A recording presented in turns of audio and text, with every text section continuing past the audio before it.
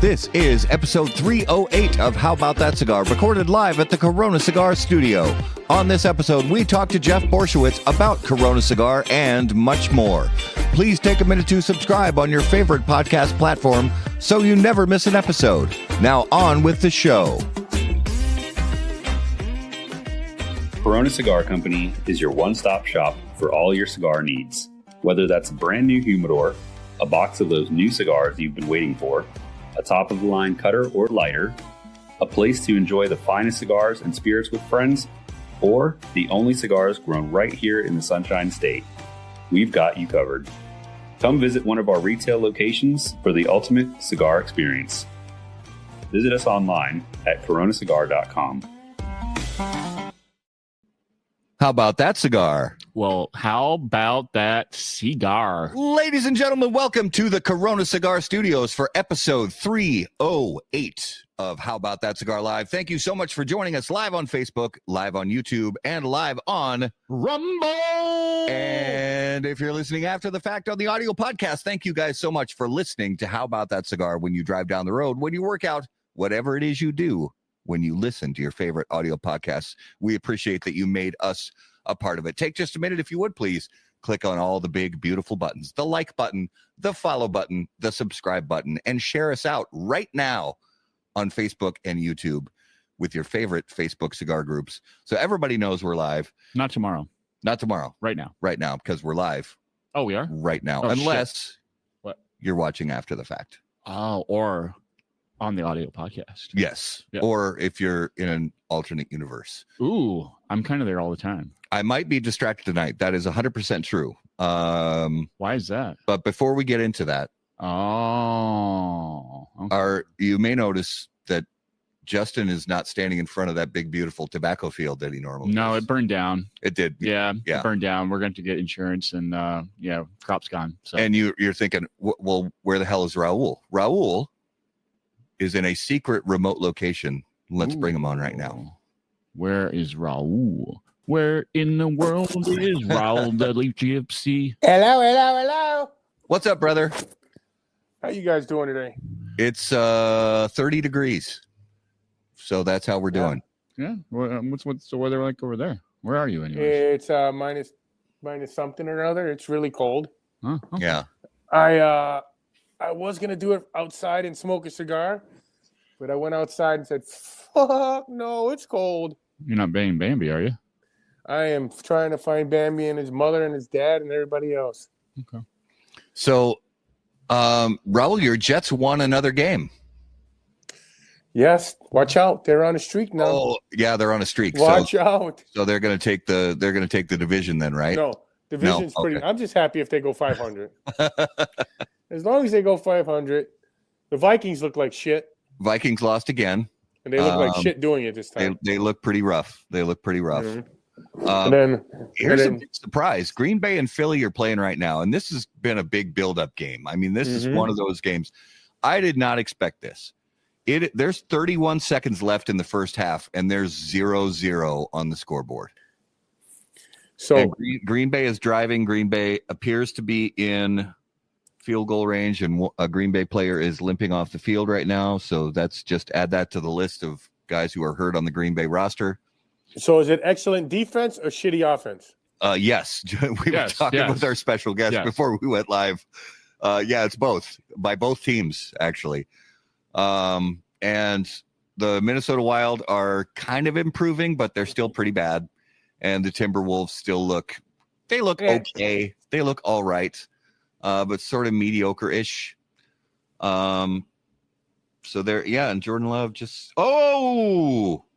Jordan Love got sacked, and I think he lost the football, and I think Philly recovered, but who knows? I need to stop paying attention to this game because we got a show to do. Yeah. And so for what's the Spirit of Mystery? Well, that's the thing. We would like to know. We couldn't figure it out. Spirit of Mystery, brought to us by Postania Cigars. Do you find yourself unsatisfied with the top 10 list from How About That Cigar? Are you wondering how cigars from Postania didn't make the HBTC list but found their way onto other lists? Well, fortunately, you can be reminded every week with this Postania Cigars advertisement. Postania Cigars, the #1 unranked cigar in the industry. So since you were here, Raul, I have had this sampler bottle that somebody gave me sitting on that table back there for at least a year, if not more. And I cannot for the life of me remember what it is. I do remember that Dax gave it to me, but I don't remember what's in this bottle. It's a dirty butthole. If Dax gave it to you. Okay. That's when you get butter and then you poured bourbon in the butter and you let it sit and then you pull it out. It's a different name, but I call it a dirty butthole. We may, not find out at all what this Spirit of Mystery is. If Dax is watching, if somebody wants to tag him in the comments, so we can maybe find out what this is, because he probably remembers what he put in this bottle. But it smells like a bourbon. Smells really good, actually. Smells decently butter, mid-high proof. No, it doesn't smell like a butter wash or a fat wash. Butter wash, okay, like that. That's what I was thinking. A butter wash bourbon. All right, here's a little taste. Yum, yum, yum, yum, yum, yum, yum, yum, yum. Oh, that's real. Yeah, that's not a washed bourbon. That's just a straight bourbon, straight pour. Got really nice. It's a little hot. It's I'm gonna say 114-ish, something like that. But we're gonna have to take your word on that one. You got to take my word. But flavor is really good. Aroma is actually kind of mild, but the flavor is super intense. A lot of great yumminess on this Spirit of Mystery. Hopefully, I may have an idea at least about the brands, but not the specific bottle. But I just don't remember. No, I just don't remember specifically. But like I said, if somebody wants to tag Dax in the comments, so we can try to figure out what we have going here. But I think it is definitely time that we bring on our special guest of the evening. And special guests on How About That Cigar Live are brought to us by Drew Estate. And Drew Estate just unveiled the Nica Rustica Shade. Shade is the third Nica Rustica expression, joining the original broadleaf and the Adobe. Nica Rustica Shade spotlights the Ecuadorian Connecticut wrapper, Mexican binder leaf, and a balanced blend of Nicaraguan, American, and Dominican fillers. Available in a 4.5 by 50 short Robusto, 6 by 50 Toro, and 5 by 66 Gordo. The Nica Rustica Shade is available now. For more information, please visit drewestate.com. All right, ladies and gentlemen, if you would please put your hands together and welcome to episode 308 of How About That Cigar Live from Corona Cigar Company, Jeff Borysiewicz. Brother, welcome back to the show. Oh, I think we got you muted, Jeff. Can you unmute yourself? Yeah, I said 308 episodes. I'm feeling old. You and me both, brother. You and me both. Thanks Good for having evening, me sir. on. Good evening, Good sir. evening, How are you guys. doing tonight? We're chilling, and when we say chilling, we're taking that literally, man. It's a little chilly out here in Florida. I bundled up. I'm outside. I got a little fire going, so I'm good. I got a dog on the lap, keeping my leg warm, and smoking a nice cigar. Hey, When you say it's chilly, what are we talking here? We're in the 50s, but I just checked. We're supposed to get down to like 38 or 39 tonight. Hopefully, they're a little off on that number because it's getting a little bit cold. We got tobacco in the ground at the farm, and we haven't even harvested really one leaf. We pulled a few leaves off for the barn smoker for people to see how we sow it. But literally, if we get a frost right now, we're going to lose everything. So hopefully, I don't think we're going to get a frost though, from what I can tell. But it's awfully early. Yeah, Awfully early to have this cold weather in Florida. And last time that I remember, where we were getting this cold in the beginning of November, we were having some hard freezes by like the first week of December. yeah. when do you plan on picking those or Well, they're not ready yet. harvesting them? So next week, we should be able to start the first primings on some of the plants. So yeah, we're this one might be a tough winter. We'll see. We never know. Yeah, I guess Monday, Tuesday, Wednesday up here in Minnesota is supposed to heat up. It's supposed to get 40s and 50s. Yeah, we might hit 60 on Saturday, which for That's crazy. mid-November in Minnesota that's pretty warm. That's So good news for hopefully- us, though. Yeah, hopefully you get some of that warm weather then. Mm-hmm. So what's Um, everybody smoking since I can't smoke? Yeah, Jeff, what do you got fired up this evening? So I've got the 20 Acre Farm, the 25th anniversary. So it's the Big Belly Coso. It's a 7-inch cigar, and I figured this would be long enough for the show. But I've been puffing on it kind of rapidly because it's a little bit cold, so I might need to walk over there to a table and grab another cigar. Hey, no worries. So Raul's not able to smoke tonight, but for Justin and I here, I reached in and grabbed from the humidor the Avo XO Nice. Legato, Nice. and because I know that that's a brand that's near and dear to Jeff's heart. And Yeah, I still think about Avo a lot. I have Avo's piano in my house. I know. And, Really? That's so cool. cool. Yeah, his piano's in my house, and there's his one of his white Brioni suits is sitting on the bench there for the piano. So yeah, that's cool. He's That's awesome. he was a great friend and probably the most one of the most influential people in the cigar business as far as ambassador for cigars. Yeah. You know what I mean? He could talk to it. He could almost make a one of those angry Karens that hate cigars almost, turn them around where they're ready to fire one up with him. He was so smooth and so good. But yeah, that's a good cigar. Well, I was fortunate. I only got to meet him one time, but I was really fortunate to get to meet him. I think it was the last PCA show that he attended back in 2016. I'm pretty sure, and but it was somewhere in the 16, 17, 18, somewhere in that neighborhood. It was only a couple years before he passed, and yeah, he was. I mean, he was just so incredibly kind. That's what I remember about him, and an incredibly great sense of humor.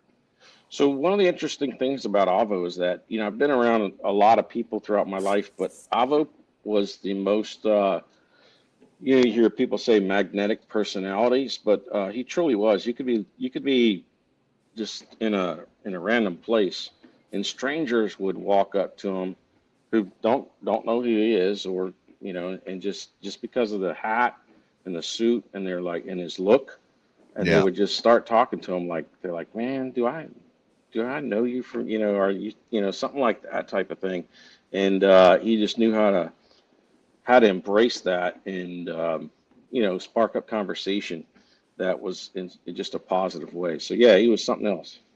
Yeah, great dude. So it's hard to believe that we're coming to the end of 2025. I mean, honestly, the older I get, every year it just is an absolute blink. So talk us through, Jeff, how has 2025 been for not only Corona Cigar Company, but also Florida Sungrown?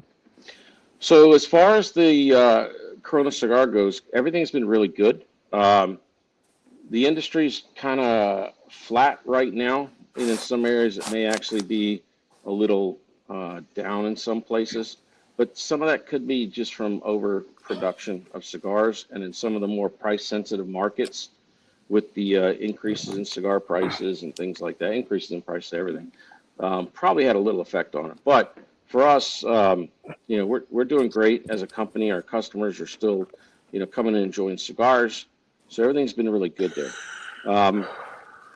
Tampa, Sarasota, Orlando, we're fortunate. We're had no hurricanes this year too, so we've been actually in a better spot because of that. The as far as FSG goes, and as far as the tobacco farm goes, we got a crop in the ground right now.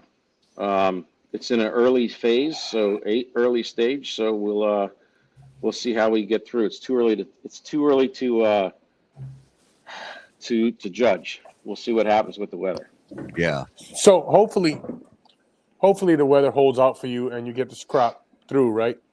But if you don't, how far back does that set you? What kind of effect does that have on your cigars? So several years ago, I started doing 2 crops a year instead of 1, so that if I do run into a problem like this, it really only sets us back 6 months. so I could make it up in the spring.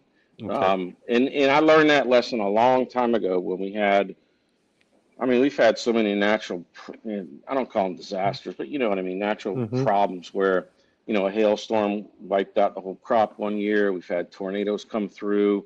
We've made mistakes ourselves, or one time we actually had an employee put herbicide in a tank instead of a insecticide, and it killed the plants, and they're only like 2 weeks old.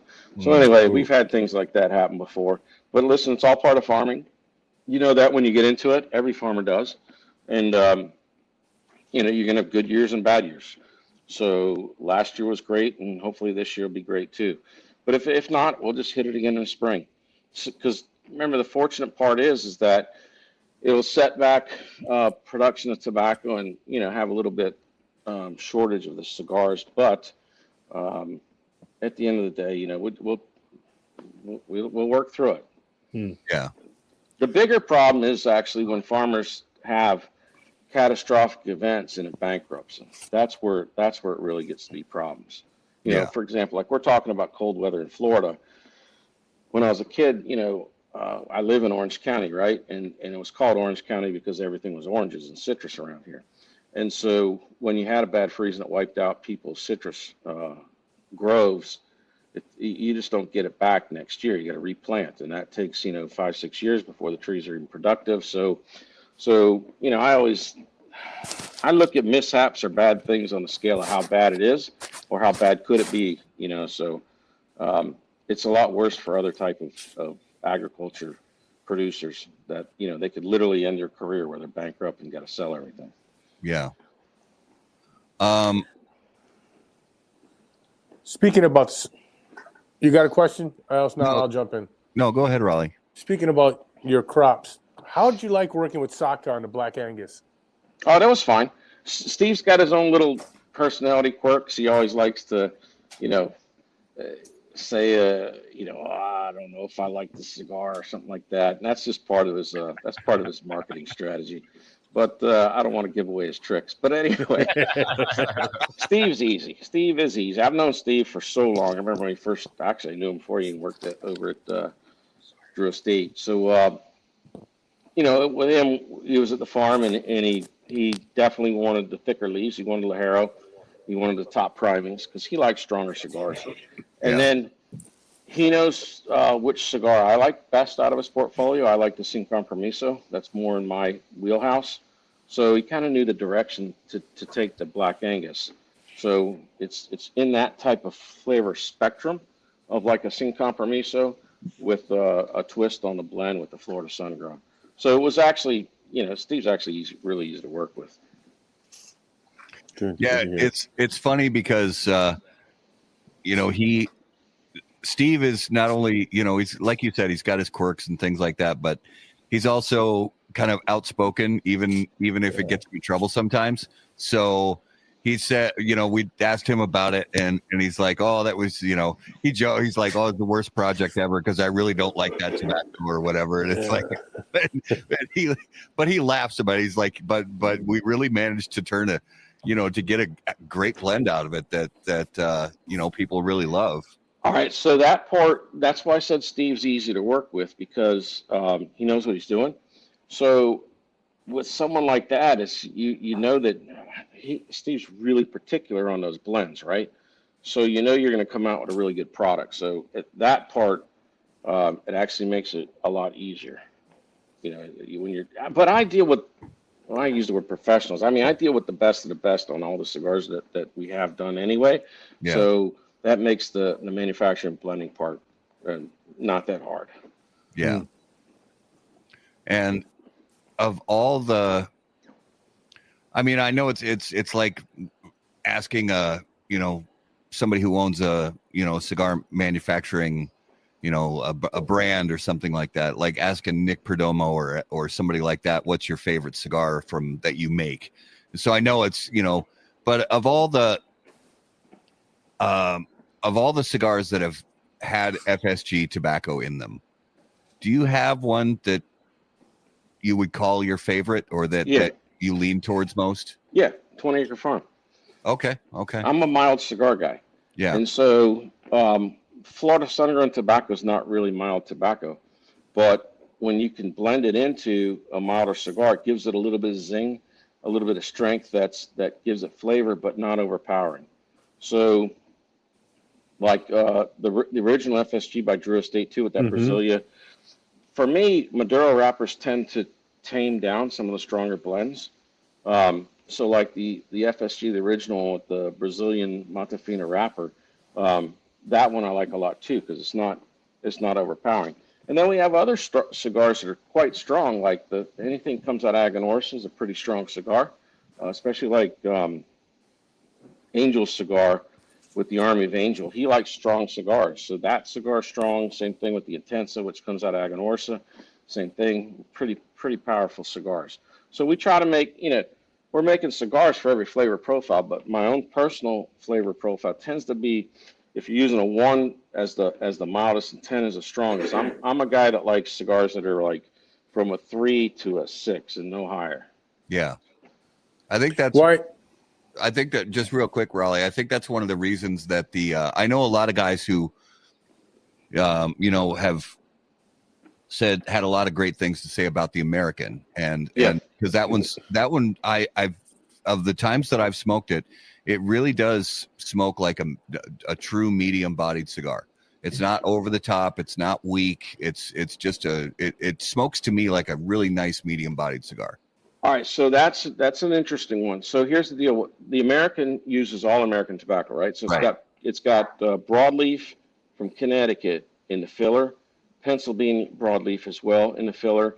The wrapper on it is from our farm. So there's really no mild tobaccos in that cigar, but the sizes, the ring gauges make a big difference on that cigar. So if you get like the Lonsdale size or the smaller ring gauge, I actually like those better than the big ring gauge ones because the percentage of tobacco between the filler and the wrapper on that one, there's more wrapper flavor on the Lonsdale, the smaller ring. So that's the one brand of cigars that I actually like, the 44 or 46 range. Ring better than a 54 because there's the proportion or percentage of wrapper versus the filler on that one is just a little more higher concentration of flavor on the wrapper on that one.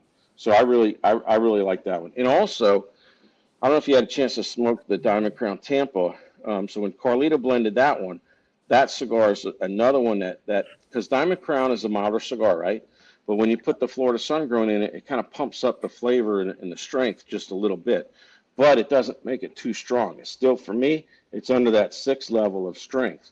So that blend turned out really nice too, where it's got a good flavor, but not overpowered. So that one kind of falls in that same wheelhouse of like let's say the 20-acre farm type of strength, but just a little bit stronger. Yeah. And Jeff, why do you think you have that palate in between 3 and 6? Is it because you smoke so much? No, I think what it is, some people are more sensitive to nicotine than others. So like if you have a really strong cigar, that it'll just overpower me where I don't start feeling dizzy, right? And that's just too much nicotine that you're absorbing into your body. So I'm more sensitive to it than a lot of other people. Also, whatever you're pairing with the cigar has a big effect on how much that absorbed is. So if you're drinking water versus drinking, let's say, a cafe con leche or something, or a Cuban coffee, you can actually smoke a stronger cigar with that, especially a Cuban coffee where it's got a lot of sugar in it. It'll actually bring your tolerance to those overpowering cigars. You can actually smoke the stronger cigars. Yeah. Now, I know you've mentioned in the past, maybe not every year, but there have been times that we've talked to you in the past number of years that when talking about, kind of averaging out figures from Corona Cigar, whether it's the brick and mortar locations that you guys have or the internet sales, and they were kind of neck and neck. Is that roughly still the case? Probably, yeah. But you got to remember, there's five brick and mortars, Right. Yeah, exactly. and they're big stores. Yeah. So they're much larger volume than your normal cigar store. But yeah, we do significant amount of business through both channels. But the good part is that we're really balanced, believe it or not. And another part is we're really balanced within the stores between the liquor sales and the cigar sales. Because sometimes people will have like let's say a cigar bar, not really a cigar store, and they'll be out of whack on their ratios where you don't want to be too high in your liquor and not high enough on your cigars. The majority of our sales in all our stores is cigars, even though we sell a ton of spirits and liquor and everything else. But what drives the number is actual cigars. And let me expand on that. Why that's important is that if you're bringing a lot of numbers in through your cigar side, that means the people that are taking up the seats in your bar are cigar people. You want everybody in there smoking cigars. You don't want people that are coming in to drink that aren't smoking cigars. We don't. Not that there's anything against people that drink that don't smoke cigars. It's just that there's a value to every. In a situation like Corona Cigar, almost every seat's always taken, right? So there's a value to every seat. So if you got somebody that's just drinking and not having a cigar, that's almost half your revenue. That's you got to be shitting me. Not smoking a cigar. Yeah. What's Raul talking about? What is Raul's got a deer that jumped through the window and coming back after him. Something would happen with my screen. There we go. Oh. Nothing. My roommate just turned the TV on, and I told him he's got to be shitting me. It's his place, though, so if you start hearing TV in the background. Yeah, he can have the TV on. That's fine. And I know that you guys, Jeff, I know you have, you guys are known for having, cigars definitely, but also spirits that are really going to interest people that would call themselves connoisseurs. Just about anything somebody could wish for, from rum to bourbon and scotch. You're gonna have really high end stuff and even rare stuff and even some stuff that's barrel picks just for you guys.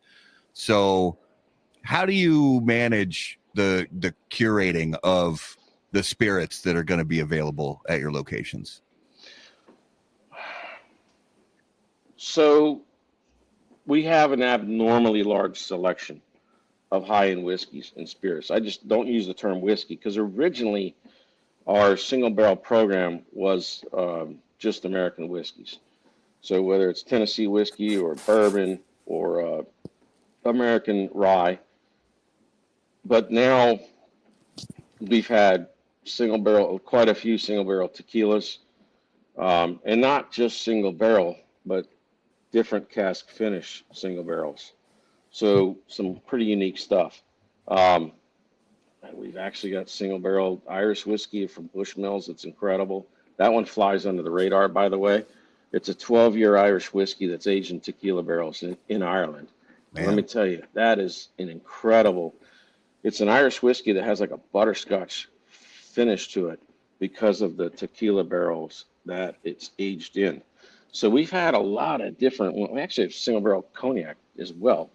That I'll put up against it's some of the best cognac in the world. I'd put that one against. It's called Macau, and so we do a lot of single barrel whiskeys. The reason we do that is, number one, when you're smoking a cigar, people always like wanting the best stuff with it, and we've had a lot. Back in 2008, before these, the bourbon boom and everything else, we were working really closely with the distilleries when there wasn't a lot of, people on the dance floor looking for partners. Everybody else at that time in the industry, it was dominated by vodkas and, flavored vodkas and things like that. And bourbon hadn't really taken off yet. Single malt scotches were there, but it was kind of an old man's drink at the time. The younger generation just wasn't educated on it. So we were early adapters and promoters of that product. and we had an audience that was really interested in this stuff. So imagine if you're, I mean, you can even, we do stuff to a blended too. So let's just say Johnny Walker Blue, or let's say Balvenie or Glenfiddich. Just pick a Scotch, whatever. Yeah. And same thing with you know, any of the cognacs. If these guys were coming to, let's say, Orlando, right, and you needed to try and develop your brand in the market, well, if you go to any of the nightclubs or even Pleasure Island or Universal Studios or any of the nightclubs downtown, people, that is not an audience that's going to listen to your master distiller just flew over from Scotland for a seminar on how to, you know, about their product and about single malt Scotch. But we have the guys that do that, right? Our customers want to do that. They want to pair cigars. They want to learn about whiskey. They want to know everything about it.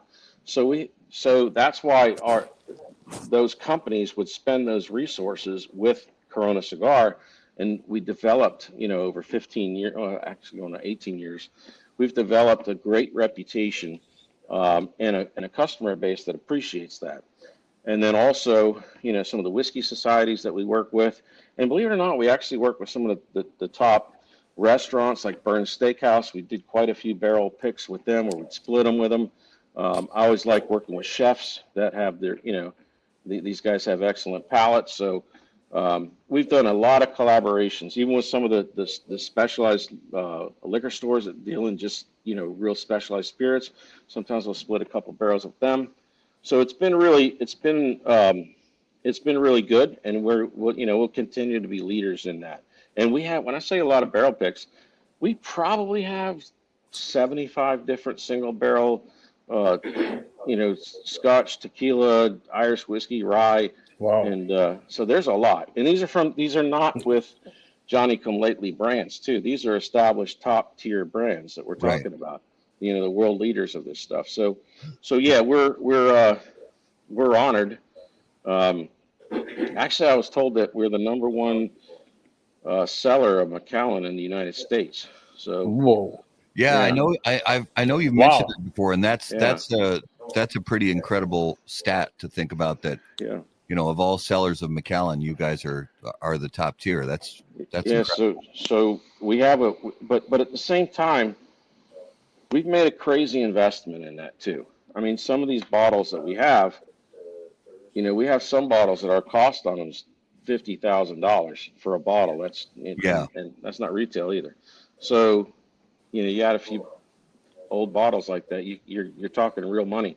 So, you know, we've made a big investment in that kind of stuff. But I believe in it. That's part of the ultimate cigar experience, that when you come into any of the Corona Cigar locations, that if you really, you can be as big of a hitter as you want. If you want to swing for the fences and have some really old whiskey and some really old cigars, you know, like pre-embargo Cubans and stuff, we have it.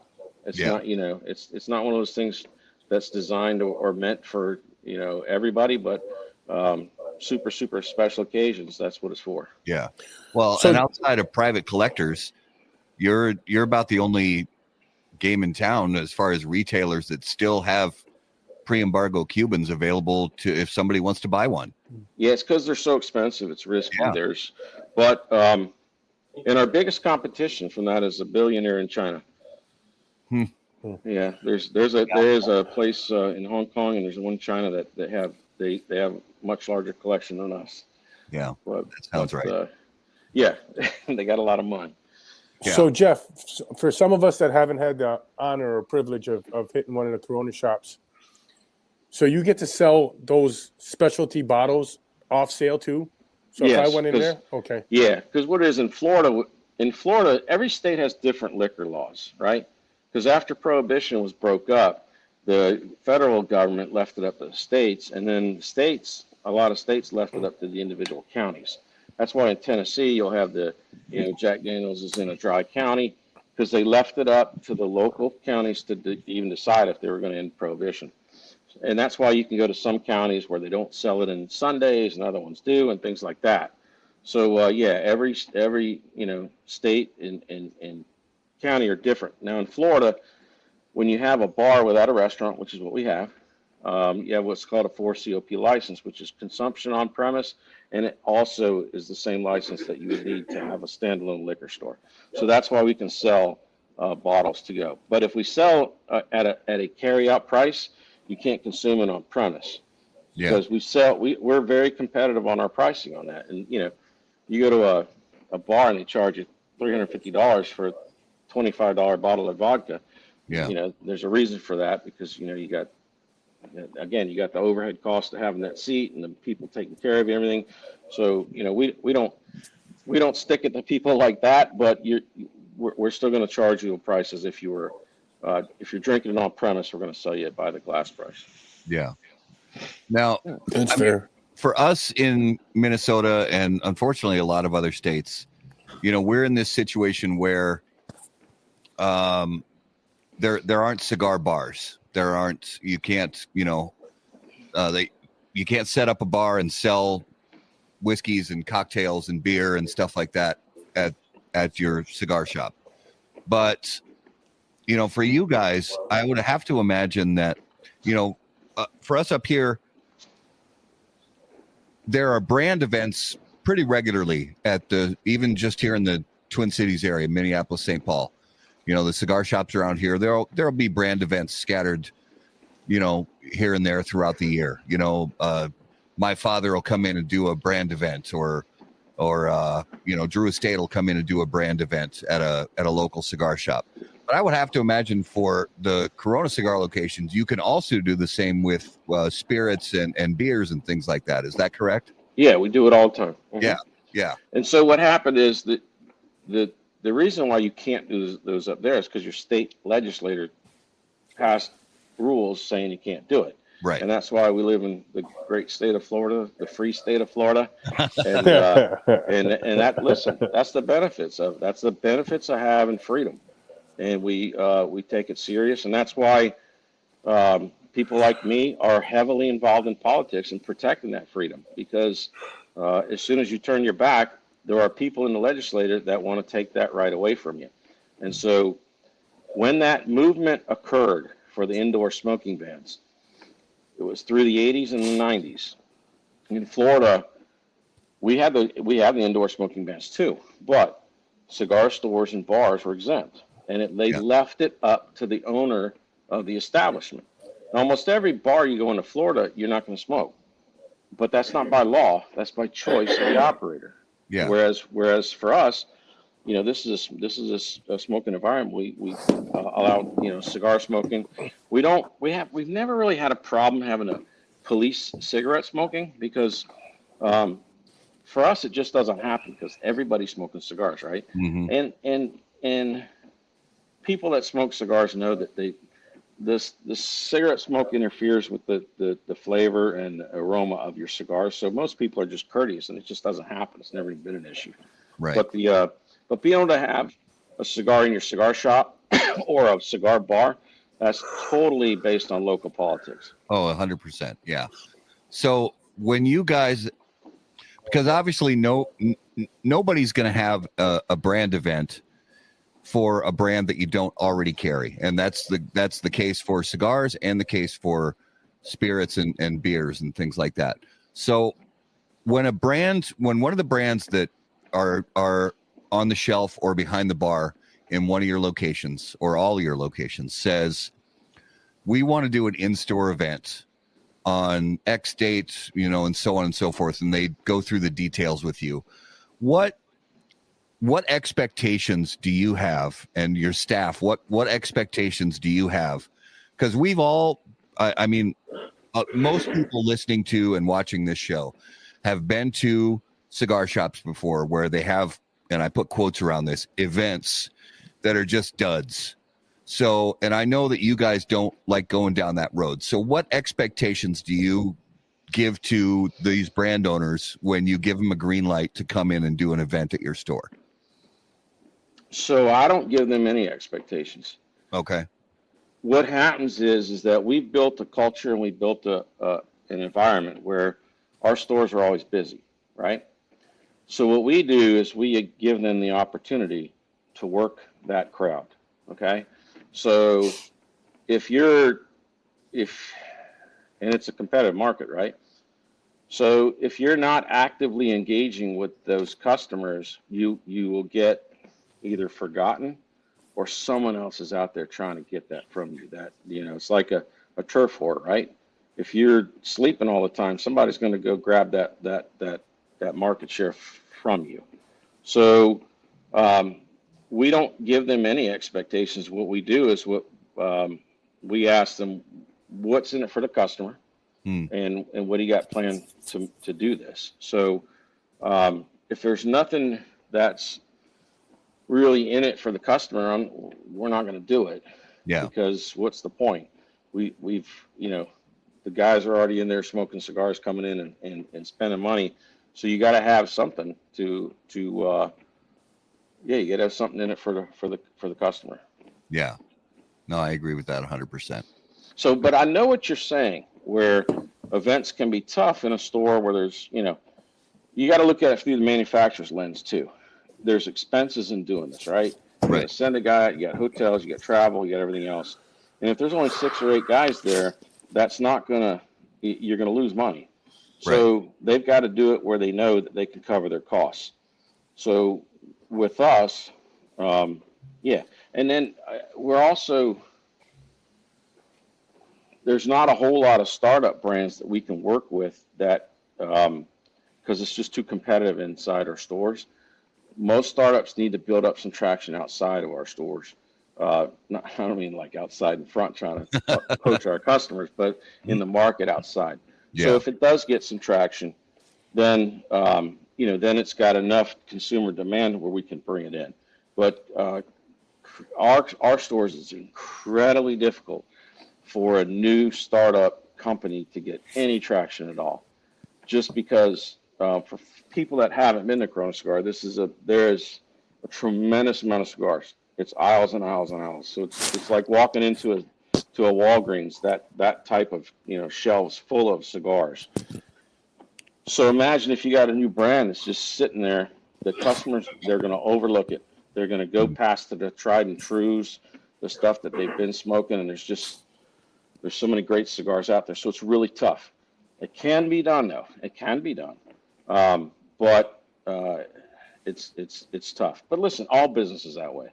I was recently I was talking to a friend of mine. I was at a SWAT team competition here in Orlando, and they had all the trade booths set up with all the weapons that are for military and for police and SWAT and stuff. And I must have saw there had to be 20 booths that were selling handguns for law enforcement, right? And I was like, shit, they all look the same. They're all, there's not. I just like, man, this is really competitive, right? So how do you, it's got to be tough to get your firearm in the hand of a police department when there's a bunch of different good choices, right? So it's not just cigars; it's every business competitive, and we're seeing that now, big time in the liquor industry too. There's the growth is leveled off and actually started to decline a little bit on that. So now you got big companies that are really fighting to maintain market share. So it's going to be really hard for startups to get a foot in there. The startups work when there's shortages from the more established brands. That's when it's the best environment for them. You got a window of opportunity to get in there, and a lot of people did. And the same thing in the cigar business. If you look at it, when I started, it was in 1996. Nick Perdomo got his start then. Pete Johnson got his start after that. Aganorsa got his start after that. Pepin got his start after that. Drew Estate came after that. Saka came after that. Nick Milano. I can go down the list, right? Yeah. These guys didn't exist before the boom. But right now, because we're at a very stable marketplace, you're not going to see that many new companies get a foothold in there because it's harder. It's just more competitive unless there was a shortage where you've got, people have some shelf space to put those brands on. Right now, this is the other part people don't understand. There's only one way to get a new brand on the shelf. There's only one way. Another brand has to go. Yeah. So that means someone else whose cigars might be an established brand or one that's been out there longer that just isn't selling and turning enough. That brand's got to go in order to make the shelf space for the other one. So that's why it's really, really competitive. Now, I think we've talked about this before, but just remind me because I apologize, I don't remember. But as far as cigar brands, if you go to any of the Corona Cigar brick and mortar locations, are the same brands roughly, aside from just out of stock at one location, are the same brands and facings going to be available at all? The same? Pretty much. Okay. There is, we give all of our managers 100% leeway on that to make decisions though. So each location, they do velocity reports, and if they got certain things that aren't moving there, they got to come out, and other items can go in. So you may have some stores that have a little more of a following of certain brands than others. So that's not that unusual. Not when you're talking about, remember, we're in different cities. We got Tampa, we got Orlando, you got Sarasota. So you'll see some differences. So we've been talking about cigars, but you hit on something earlier. You're involved in politics. Yes. What'd you think about the last 41 days shutdown? Oh. It was total politics, 100%. And the losers on that were the American people. It was not, that shutdown shouldn't have been, should never happen. I mean, at the end of the day, it was a continuing resolution. It was not anything new. It's the same thing that had been passed 13 times prior by the Democrats before they got in there. So all of a sudden, shut down the government over it. That was a very strange one, but it was 100% political. But it'll shake out. It'll work out. Do you think that it's fair that the government workers don't get paid, but they do get their pay back? They do. Yeah, but during that shutdown, they didn't. But the politicians did get paid during that shutdown. Yeah, and that's wrong. They shouldn't be getting paid either. Okay. There's no reason they should get. And that it's actually disgusting that they do get paid. But listen, those guys don't need the money. They don't need it. No. You kidding me? These guys go in. You have to do a financial disclosure when you put your name in the hat to run for politics, right? You have to disclose your net worth. They make $165,000. It might be a little more than that. I think they gave themselves a raise not too long ago, but they don't get paid that much, right? At the end of the day, they go in there worth, $500,000 net worth, and 5 years later they're worth $25 million, making $165,000 a year. Yeah. Where do you think that money comes from? Lobbyists. No. It's illegal to do that. The lobbyists can't. No, that money comes through different ways. They make the introductions, though. There's so many crooked things. Why do you think they're panicking when Doge got in there and started cutting off like, the NGOs and all this other stuff and all these nonprofits? Some some quote unquote nonprofit says, "Hey, so and so senator, come to our event on July 11th or whatever." I'm just making it up. Come to our event on July 11th and do a speech, and we'll pay you $7 million to speak for 30 minutes. It's like, what? Or their wife has a nonprofit where they have a nonprofit, and that's how money is moved around. Mm-hmm. Yeah. And things have gotten so easy to move money around now with the cryptocurrencies. And I'm a crypto guy. I love cryptocurrency. And there's a reason for that, because they've debanked this. The cigar industry was part of that debanking thing. I was a guy that got debanked over cigars back when Obama was president. I had my bank accounts closed because I fell into a SIC category, which is tobacco. And they went after certain categories. Tobacco was one of them. Firearms was another. Gold dealers were another. Payday lenders were another one.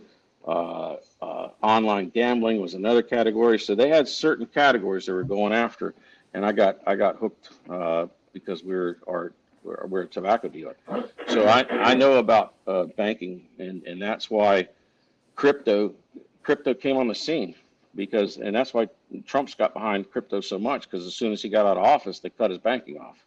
So these guys have big business, and they're like, listen, we got to find an alternate to this where we're politically motivated. You send the FDIC, or in my case, the Federal Reserve was going after SunTrust for anybody that did tobacco, and they actually went after pawn shops too. So these are real scenarios, right? So anyway. The whole thing, that's why Doge, that's why so many politicians were freaking out over Doge and that USAID shut it down. And the reason I brought crypto in is because You guys remember that Sam Brinkman-Fried guy? Yeah. Oh, yeah. That whole thing? That was 100% money laundering operation. Oh, yeah. You know, when you send billions and billions of dollars to Ukraine, you send a little bit to the weapons, but there's a whole bunch of that comes right back. And that's that's why do you think they're all voting to send money there? That's why they didn't want the war to end. So Yeah. but it goes on and on. It's the same thing with the human trafficking, all that. It's all money. It's money, money, money, money. That's the root. And it's getting difficult to, because there's so much, the world's just busy, and just talking about the United States, the country is busy, and there's so much stuff going on, and keeping enough law enforcement, not just local law enforcement, but the heavy investigators like the FBI and the NSA and things like that. We even have this thing going on right now that we're sort of, the truth and everything is starting to come out about it, and indictments are being sent out now for this. There's this group of restaurants, and I use that term loosely, in the Twin Cities area that were, claiming to participate in this Meals for Children program. Yep. And claiming to serve like 6,000 meals a day from each location or something like that. And the FBI set up cameras, and it turns out that an average over the course of like 18 months, an average of 23 people went into each location. So, and they were getting just insane billions of dollars was changing hands from these people saying, "Oh yeah, we're feeding, needy children," and all, and none of it was happening. That's where they play on humanity's kindness, and the criminals know that, and that's why that whole NGO nonprofit. It's the same thing with the homeless situation. It's the same thing with the drugs. It's all about these people are like, they're farmed, and that's what it's about. That's why you can throw billions of dollars at the homeless situation, and in California, you actually have more homeless people. Why? Because they make money off. They have to set up a nonprofit that's supposed to feed the homeless in there, and then they'll say, "All right, yeah, we'll set up a truck that puts a little food out." But when they do that, they're actually, for every dollar they spend on food, there's $20 that are being skimmed off the side, and that's layer upon layer upon layer. And it's not just that; it's every layer of government. I don't care what it is, Medicare, the whole thing. There's fraud left and right. That's why do you think they were freaking out so much when Elon Musk started looking at stuff? When you had more people with social security numbers than there are people in the whole country, and people that were 200 or 300 years old, and people that weren't even born yet. Those numbers are farmed. This is all, but we'll see what happens. The reason why it's going to be hard why people get away with this. All right, you got to understand. There's if you're a lawyer, and this is why I say this is what happens in politics too. If you're conservative, you tend to stay out of other people's business. You don't necessarily want to work for the government because you just want to, like, hey man, I'm just on a, course, my own course in life here, whatever. Whereas if you're, a real left winger, you want to tell everybody what to do. Hey, you can't smoke that cigar. Hey, you can't have that whiskey. Hey, you need to do this. You need to do that. You need to drive a car that's electric. You need to do that. They like telling people, whereas conservatives like, nah, we're more of a freedom thing of this. The small government, let people make up their own decisions. So more people get involved in government that are more left-wing than conservative. That's why there's a big imbalance. So when if you look at like Department of Justice or FBI and things like that, most guys that get out of law school that are conservative want to build their own practice. They want to have their own law firm. They want to have their own law office. They don't say, "Hey, I want to go work for the government." Yeah. You know what I'm saying? Yeah. And that's why there's such a problem, why it's so hard. And the way the government works, by the way, whether it's the regulatory agencies, because I dealt with the FDA a lot, FDA, EPA, whatever, these people are they can't be fired, right? They got tenure. And so they're like, we'll just wait the administration out. We're fine. We'll just kind of, say we're working on something. And, that's why when Elon Musk talked about how many people don't even show up to work, he's like, just reply to an email, say, and he asked them what they did all week. He's like, I wasn't really looking at what they did. I just wanted to see how many people even answer emails. Yeah. How many people actually even show up to work. And that was another big scam. So, people don't like to hear it that don't want to hear it, but. No, I hear what you're saying. I had this weird idea a few years ago that I really only talked to a couple, close family members or friends about it. And it's, we all have these ideas about, the way the country should run or whatever that pop into our heads. And I thought to myself, okay, so there's things that need to get paid for in the United States that are kind of what I think most people would consider non-negotiables, like infrastructure, national defense, and a few other just must-haves. And then there are others that I think if you polled most people in the United States, they'd say, okay, all the ones in this group are things that, I think are on a kind of opinion basis. Like, I think we should do that. And some people are going to say, I think we should do that. Other people are going to say, I think we shouldn't. So my idea is, and I don't know shit about any of this. It's just an idea, but you set a 20% or 15 or 20% flat tax rate across the board for every single United States citizen, period. Unless you're in the ultra, low poverty levels and but, for everybody who's, above the poverty level, flat 15 or 20% tax rate, whatever. And you say, okay, of those taxes that you're paying, and let's say somebody's tax burden for the year is, let's just, for the sake of a round number, let's say it's $100,000. Now, 70% of that 100,000, so 70,000 is going to go to the non-negotiables, national defense, infrastructure, like roads, interstates, bridges, that kind of thing.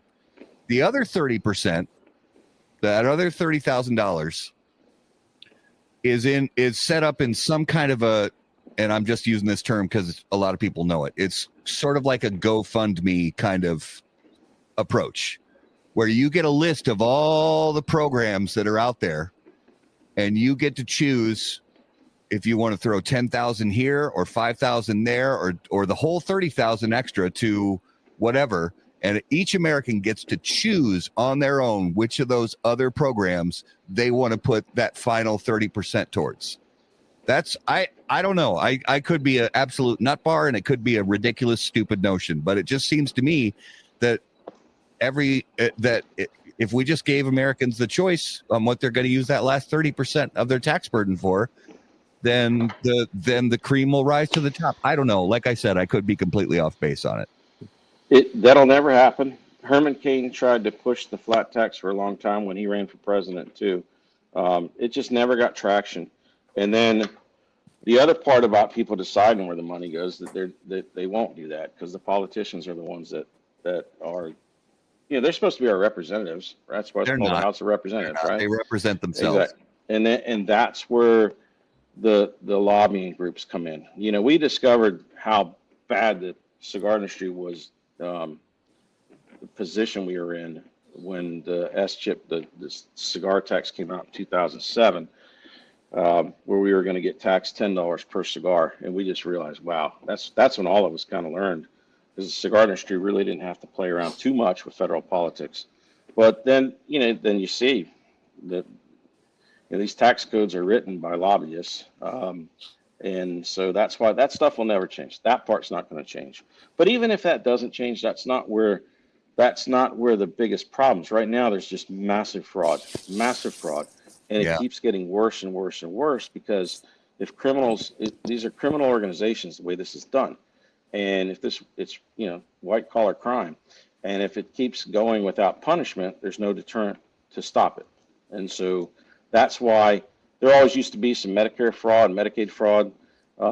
Miami was a real hotbed for that for a long time, but now it's just gotten to everything from homeless fraud to drug addiction fraud to clean energy fraud to climate change fraud to these NGOs. And I mean, that's why when they read off these crazy things, like, who would have said they're going to send whatever, $100 million for gender studies in Nigeria. You're like, where did this come from? How did that happen? Right? And it's like, it's not even a country. And it's like, that's how, because it's all part of that really doesn't go to gender studies. That's just where it's put, that's just the title of it. That money gets skimmed away. The guy in Nigeria gets a cut and half of it comes right back to the guy that made it pass. So again, you just got to follow the money.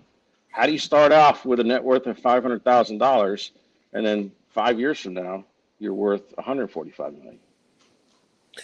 So do you think any of that money gets siphoned out to our military or to our CIA or FBI for special programs? All of the above. All of the above. But, like I said, it was funny when all you got to do is really listen to Elon Musk's interviews after he went through Doge, and he really got scared. After about 2 months, he's like, when I say he got scared for his life. He's like, I got to back off a little bit of this because this is bipartisan and it goes deep. Yeah. So. Well, and kind of in the same, although it's, it's not specifically talking about government programs, but, government policies from that kind of standpoint is, all the talk that's been going around, honestly, for a while about tariffs, specifically as it relates to countries like Nicaragua and the cigar industry. So, what are you seeing? What are you hearing? And what are your thoughts on the whole tariff situation with, Nicaragua or anywhere for that matter? Okay. So because we get 1/3 of our cigars in the industry out of Nicaragua right now, this is a big issue. So there's a reason that Nicaragua got 18%, Dominican Republic and Honduras got 10%. Is because there's been issues with Nicaragua and there's been issues in the past. And, Daniel Ortega's been there for, I think he's on 18 or 20 years. He keeps changing the rules of how long someone can serve. Now I think his wife's going to run.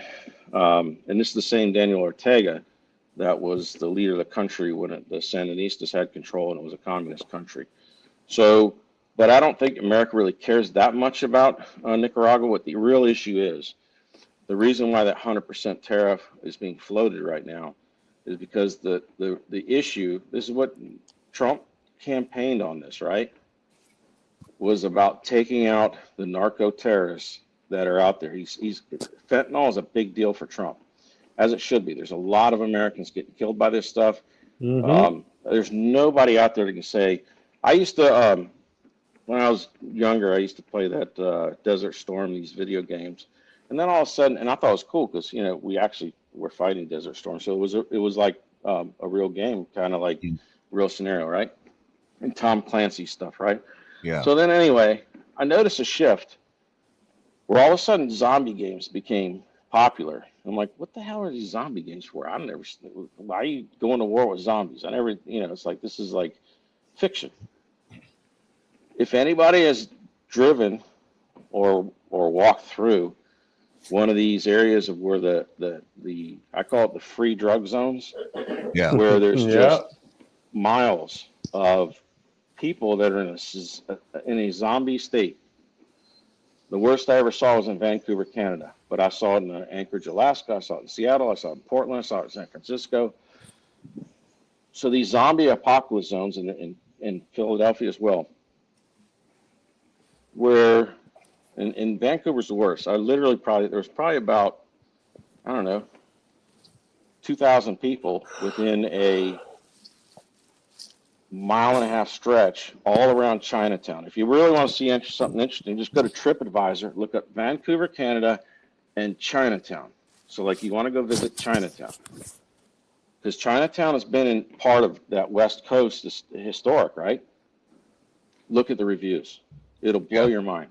Yeah. So I went there with my kids and I said, let's go check this out. And it was just like one of those zombie games. Thousands of people on the street, totally drugged out of their mind. I guarantee there's dead people mixed in with the people that are laying on the floor.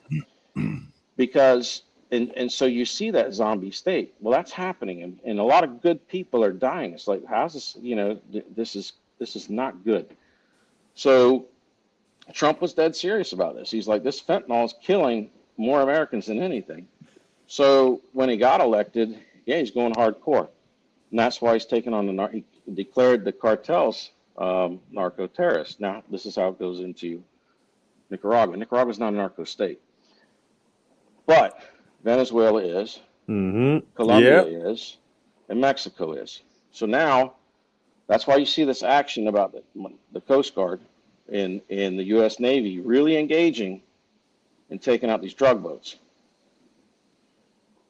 Maduro, back when Trump was elected prior in his first term, he had a State of the Union where he had the gentleman that they say won the election in Venezuela. He had him in the gallery, had him stand up and give him a standing ovation. So that was during Trump 1.0. So Trump 2.0. And Maduro was supposed to leave, but then he didn't. So now we're in Trump 2.0. The drug shipments have gotten way up. The cartels were in. Remember, what's Trump's thing? He wants to stop the human trafficking. Stop that, right? The cartels were involved in that as well. So that's why this war against the cartels is real. And if you notice, last month, who won the Nobel Peace Prize? The what they call the legitimate president of Venezuela. That's not by accident. That was in order to get her on the national stage because they want her to replace Maduro. Now that may or may not happen though. There's another person that the CIA wants to have in there instead. But at the end of the day, regime change is going to happen in Venezuela. So what's the signal that Trump puts out to those other countries? He lets them know, like before he took up his oath of office, the president of Honduras said she wasn't going to take any illegals back.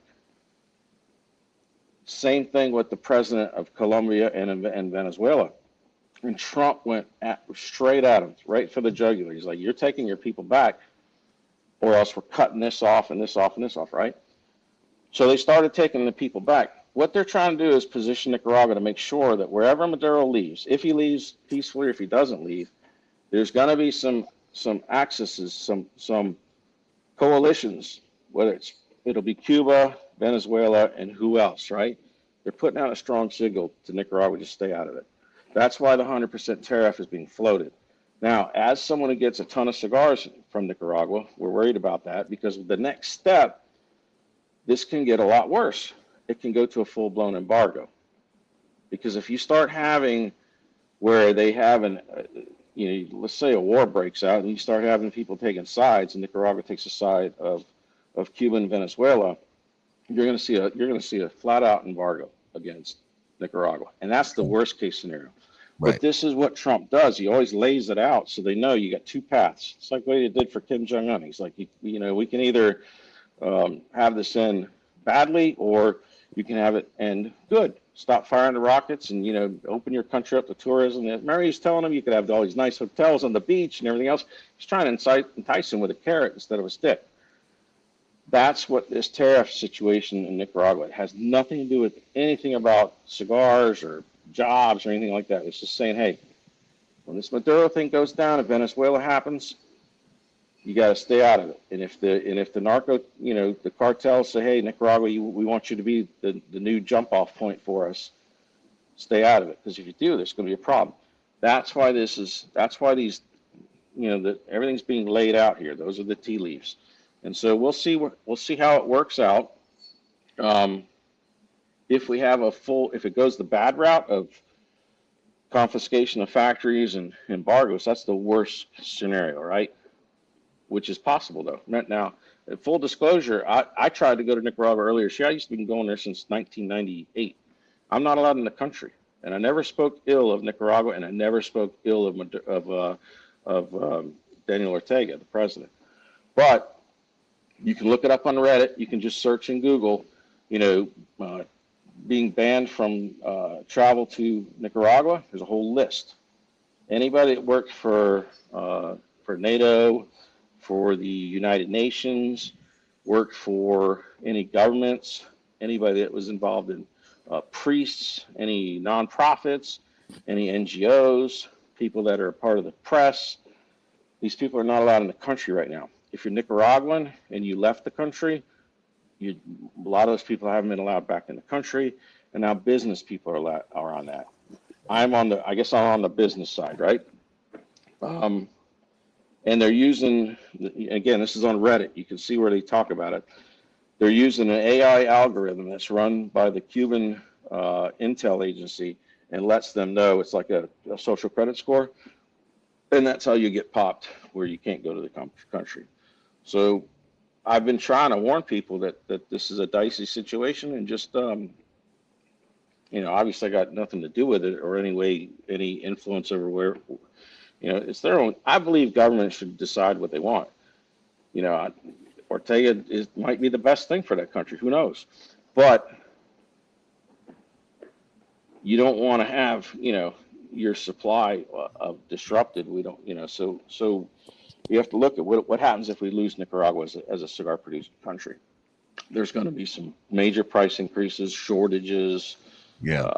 It's not going to be good for the business. So I hope things work out. We'll see where it goes. But that right now is probably the biggest question mark facing the cigar industry. Yeah. Yeah, I agree with that. Yeah. So we should hold on to our Nicaraguan cigars if we have them in our collections. Yeah, your favorite Nicaraguan cigars. Here's the thing, though. I think, honestly, the way most of this works out, Daniel Ortega is a smart guy. And I personally think that if he went against the U.S. and lined up, because he knows it's going to cause him problems, he doesn't want half his country not. The North is where all the cigars are made. Yeah. It's not good for him to have this happen. He's going to have a lot of unemployed people. And when you are, whether you're a dictator or whatever, if you want to remain the guy in charge of the country, you got to keep your people fed and keep them working, right? So it's not in his best interest for that. But you have to understand, cartels can be very persuasive. That's why when you look at, in Nicaragua or in Mexico, where if somebody says a politician starts getting any traction that's going against cartels, you find his head on rolling down the street, literally. And that's, so these guys, you don't know what kind of pressures could be put on that country too. Yeah. True. So that's the deep dive. Yeah. No, we appreciate that. So speaking about heads rolling down the street, is it time? You took the words right out of my mouth. I think it is definitely time for this week's Numero de los Muertos. We were a little off there. So yeah, the delay is, it's cool. It's all good. All right, so the number this week is approximately 70,000 people die from this in the United States every year. How many? Year. 70,000. 70,000. 70,000? Yes. Every year. Is it disease related? It is not related. Is it crime related? It is not crime related. Fentanyl from David Floyd. It is fentanyl. Wow. It is fentanyl. Oh. Yeah, that's funny. We were just talking about David, that. David Floyd got it right. So crime related, technically yes, but yes, so that's why I said you that. You said that's every week. That's every year. Every year. And that's an average across the last. So they only have good numbers through the end of 2023, and 2024. It's looking like the numbers are going to be roughly the same. But roughly over the last 6-ish years, they've averaged between 65 and 72,000 every year, and It's probably gone up this year. Yeah. So let me put this in perspective, though. Yeah. So you look at in 10 years, that's 700,000 people. Mm-hmm. That's the size of. That's more than the size of the greater Orlando area, the entire population. Yeah. That's probably, yeah, that's probably And our how three many- counties combined. And how many other lives are affected by those overdoses or those deaths? Oh yeah. Now we know personally. Well, how many hard it is. people died, you know, from selling it or died from distributing it, but they didn't die from taking it. Mm-hmm. So the actual number is probably far, far greater. Or how many people died, just like Jeff was talking about a little bit ago, how many people died just because somebody held a gun to their head and forced them to carry it across the border. Or So what's interesting about this is that, you know, we have a location in downtown Orlando, right? So everything around us there's literally Orange Avenue, which is our main street, is a lot of nightclubs and bars. And then there were people dying from fentanyl, but they didn't know they were taking it. There was, you know, it's cheaper to juice up some drugs with fentanyl than anything else. So then they came out with Narcan, which saved a lot of people. But then I've been told by some law enforcement guys that they're making this fentanyl where it's even stronger, where the Narcan's not being effective. So, yeah, who knows? It's really sad. well, and Raul, since Raul's a firefighter, you know, he can speak to that. Raul, you've probably, I mean, how many dozens of people over the years, or hundreds of people over the years, have you either administered or seen Narcan administered to them? We probably get 2 to 3 overdoses a week at our station, if not more. Yeah. So we're passing it out weekly. We have a Narcan machine in front of our fire station. Can you believe that? I do believe that. They actually wanted the bars to carry it. Yeah. So So want the bars to carry Narcan? Yeah. they were Oh wanting my to carry it. God. and We don't now have that problem at our place, obviously, but yeah, there was a push for the bars to actually have it on staff Now they're putting- on the premise. now they're putting horse tranquilizers, elephant tranquilizers in their heroin and their fentanyl to mix it up to give them better highs. It's ridiculous what they're mixing up these days. And you guys know about my personal experience about it. It's just crazy that it's fucking nuts. That's all. It's nuts. I'm with you, brother. I'm with you. Yeah, it's just one of those things that you know, there's no easy solution, but there's also everybody's just gotta keep talking about it and keep the lawmakers, and the lawmakers have to free up law enforcement to do something about it. Yeah. You know, because it's something has to be done about it. And I realize that comes with a lot of intricacies, and it's got to be done the right way, but you know, you put the right people in there and it's going to get done the right way. And you got to let law enforcement enforce the law, period. Yeah. That's my take on it. You got to let law enforcement enforce the law and train them properly so they do it the right way. Yeah. And you got to speak to your kids and your family members about not even trying it once, not even getting, stay away from all of it. Just, don't touch it. You know, Not even, don't touch it. Not even once. And be that family member or that friend for somebody who is struggling with addiction, and get them, you know, and get them help. Yeah. Be that, you know what, I've talked about this over many, many years, even before How About That Cigar, that everybody should have that, what I call a 3 a.m. friend, where if shit just goes sideways, that person you can call at 3 o'clock in the morning and be each of us needs to have a 3 a.m. friend, and each of us needs to be that 3 a.m. friend to somebody, where they can, no questions asked, 3 o'clock in the morning, shit goes sideways. Hey, I need you to come pick me up. I'm in a bad place. I need you to come pick me up. And you can save somebody just by getting them out of a bad spot that they're about to make a bad decision. And if we can do that for somebody, I'd say it's worth it to lose a couple hours sleep. Yeah. So all right, guys, that was this week's Numero de los Muertos. All right, so I never did hear from Dax in the comments, but the reveal for this week's Spirit of Mystery is Goodness.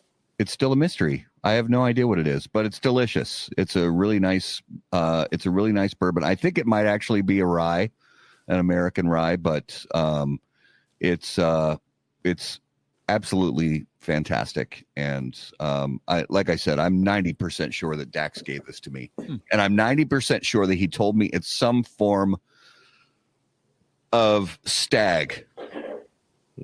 But as we all know, how many different iterations of stag are there? 200. I mean, it's just there's a lot.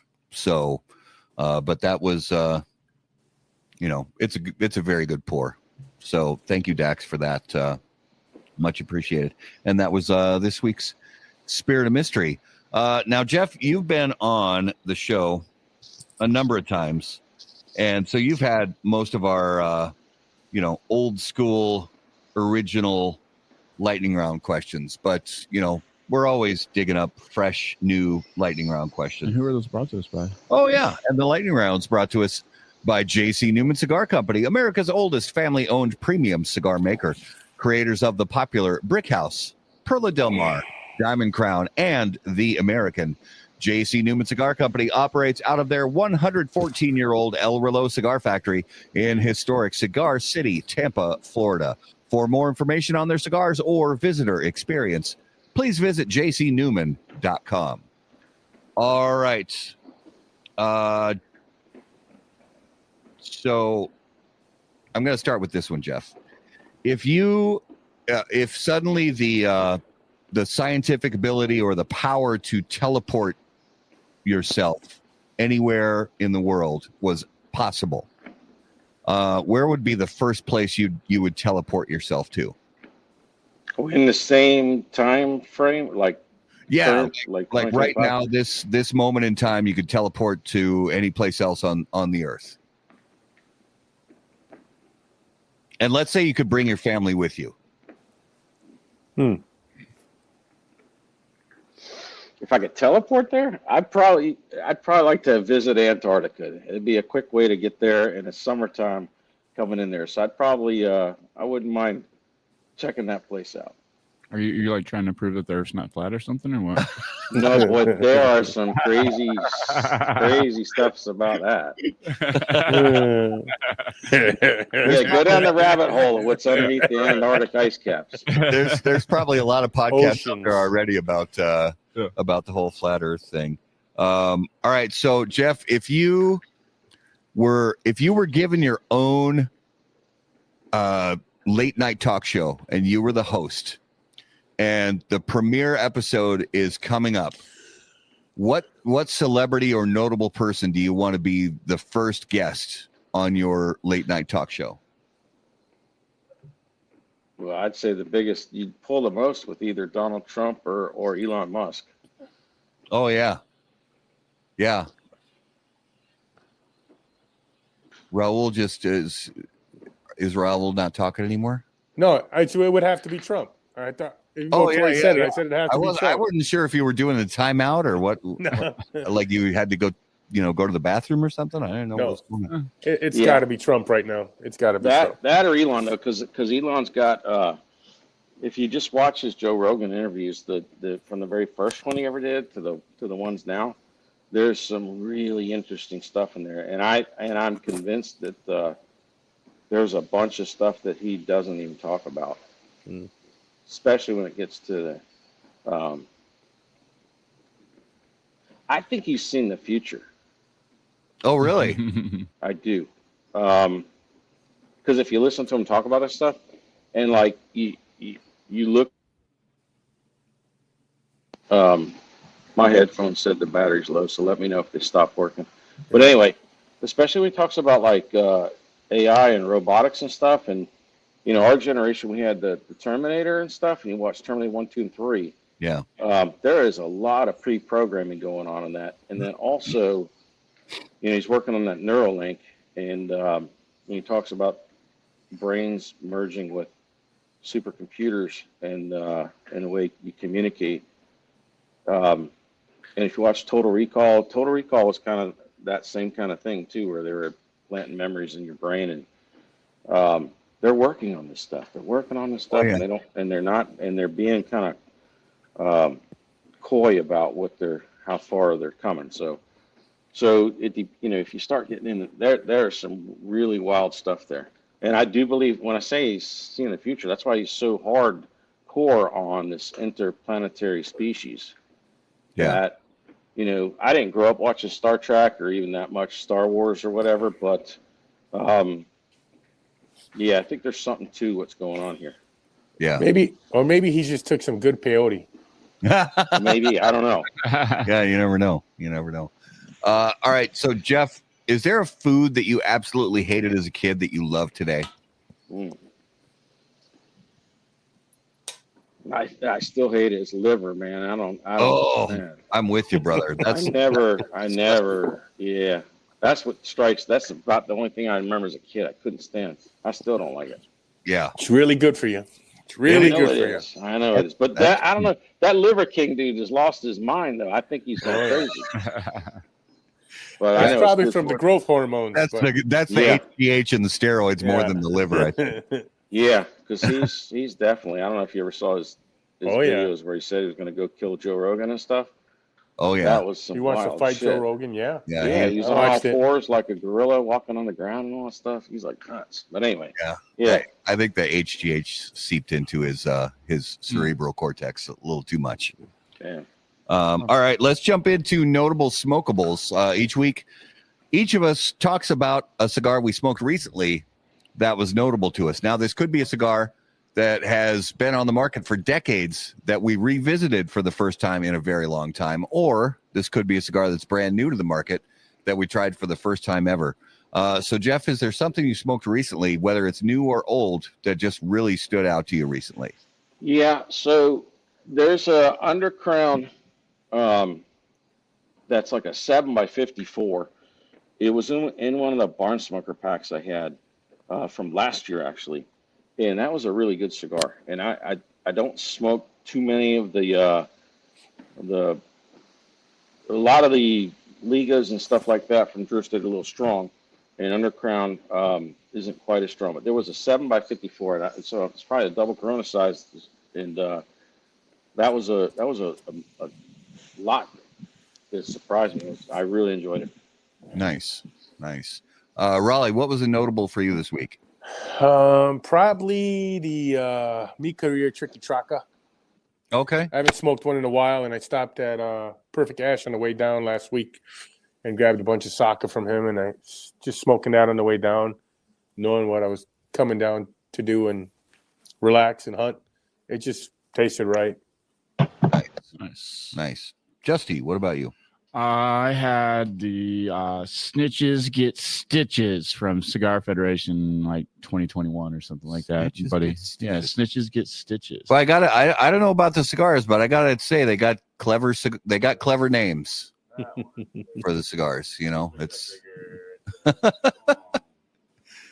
definitely clever names. You gotta give them that. Yeah. Mine was actually kind of a throwback. It's not a super old cigar or anything, but you know, one that's been around for a while. The Winston Churchill Late Hour from Davidoff. Since the day it came out, it's been a cigar that I love, and this weekend is no different. I had one over the weekend, and that kind of roughly Toro size in that late hours, just so super good. So definitely love that one. All right.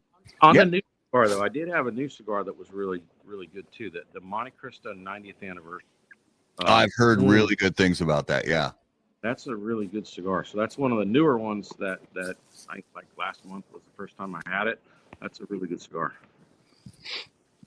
And I think Dax chimed in the comments about Spirit of Mystery. Yes. JR Batch 15. Oh, there you go. So I'm guessing, Dax, that's what's in this glass right now. So I have to say thank you again, brother, and I apologize. I didn't label the bottle as soon as you gave it to me. I just Spirit of Mystery. Totally forgot to do that. Mystery over. Mystery solved. So my ear pods went dead. Can you hear me okay? Yep, I got your volume already up. You're good. Yeah, definitely. All right. So coming attractions next Monday night. And this show next Monday night, just to give everybody an idea, is going to actually be at a slightly earlier time than our normal show. So next Monday night, the show is going to start at 8 p.m. Central Time, 9 p.m. Eastern Time. And that is none other than Pedro Gomez from Drew Estate, one of our favorite guests to have on the show. And then November 24th, it's Boofy, baby. Matt Booth from Room 101 back on the show on November 24th. And then a couple more shows after that. So, Jeff, brother, not only do we want to thank you for being on episode 308, we want to thank you for genuinely being our number one most loyal and dedicated and kind sponsor over all these years, brother. You have, I say this, not to, I just truly, genuinely, from like a logistical standpoint and from the bottom of our hearts, you have kept our lights on for the last, I want to say 6 years, because Thank you, brother. Thank you. You joined us as our lead studio sponsor. I want to say it was 5 or 6 years ago, brother. And you have kept our lights on, and you have kept us in the cigar media business. And we cannot thank you enough. And that thanks comes from not only us, but from every person who has ever watched or listened to an episode of How About That Cigar, brother. Thank you so much. Well, thank you. I do that for a reason. I'm a big believer and supporter of the independent media, right? And you guys are the independent cigar media. And I remember, I just got a story I was on the IPC PR board of directors back in like 2009. And there was a lot of pushback from certain people, like, because they didn't know what to make of podcasts and the independent guys versus the traditional print publications. And I was always of the belief that every voice for the industry is a good voice, because for so many years we were just working against the lies that the anti-tobacco people used to talk about us. And I'm like, and so we're trying to spread the word. They always had us lumped in cigars, Marlboro, cigarettes, things. So when you and everybody else started doing this independent media, I was like, these guys are very, very important.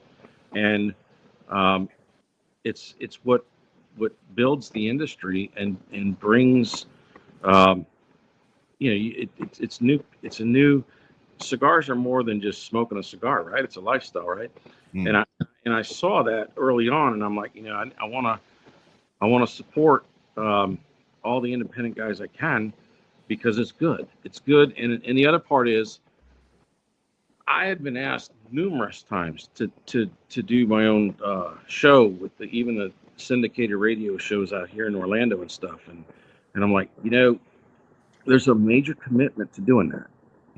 Going to us, this is even before really the podcast took off. You did, have to go down to the radio studio, and every Saturday morning at 10 o'clock. And I'm like, I don't want to have to do that, because I've got, my passion is not that. My passion is the cigar stores and in the agriculture side. So I'm like, well, I want to support guys that do it, because I know how much work it is. I know how much work it is. I know how much time it takes. I know the dedication it takes. And so I appreciate, the years that you guys have done this, because unless people have done this type of thing themselves, they don't realize the grind that goes into it.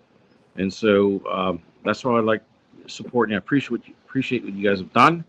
And, you know, I totally understand your decisions and what you want to do in the future, but I just want to thank you.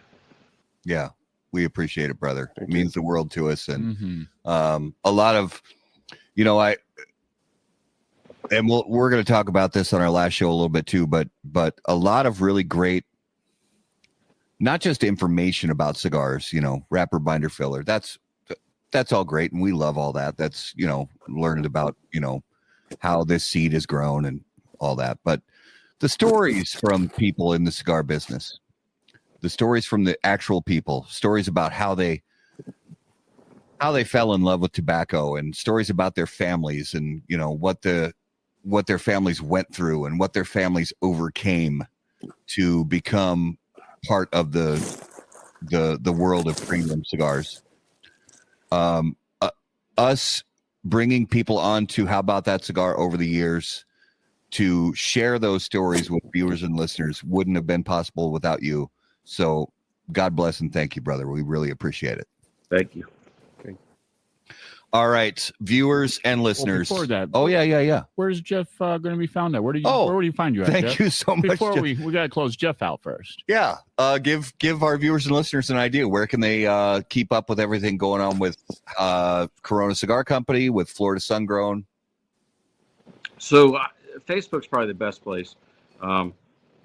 Yeah, it's nice not being put in jail in there anymore. I haven't been in Facebook jail in a long time, but that's.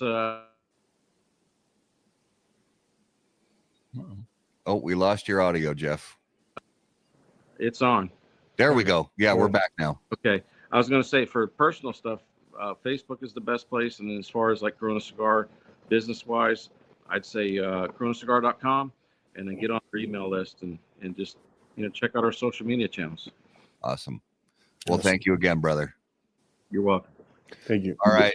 Viewers and listeners, guys, thanks for being the best part of How About That Cigar Live. We appreciate you so much for being. I'll bring Raul back on. I want to say. Oh, hi, Raul. Yeah, we're going to keep Raul on for the end. We want to thank all our viewers and listeners for being the best part of How About That Cigar Live.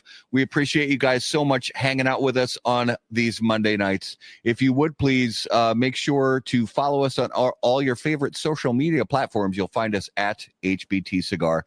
Click on all the big, beautiful buttons, the like button, the follow button, the subscribe button. If you have questions for us, you can email us on the website, howaboutthatcigar.com. And of course, until we see you guys next time, as always, burn cigars, Not bridges. Thanks, guys. Any comments, opinions, viewpoints, or statements presented or uttered by guests on the HBTC podcast, HBTC live video streams, and all other media from HBT Media LLC are solely those of the individual and do not necessarily represent the opinions or viewpoints of How About That Cigar or its parent company, HBT Media LLC, any of our advertising partners, or the premium cigar industry. The primary purpose of How About That Cigar is to entertain and to encourage activity and growth within the community of people who enjoy or want to learn about the enjoyment of premium cigars.